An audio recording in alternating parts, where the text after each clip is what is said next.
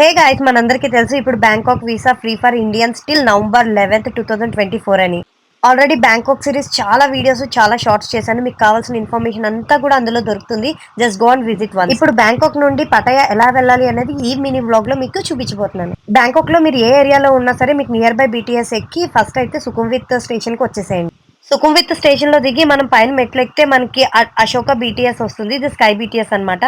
అక్కడ నుండి ఎక్మై స్టేషన్ కి మనం టికెట్ తీసుకోవాలి. వీళ్ళు ట్రైన్ ఎక్కేటప్పుడు దిగేటప్పుడు కూడా క్యూని ఎంత పద్ధతిగా పాటిస్తున్నారో చూడండి అసలు.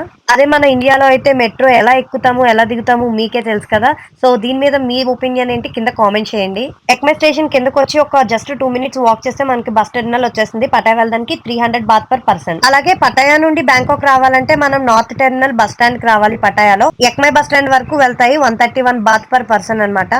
మన టికెట్ అయితే మనకు వచ్చేసింది. 1.5 నుండి 2 hours పడుతుంది. ఇక్కడ నుండి మీరు ఎక్కడికి వెళ్ళాలనేది మీ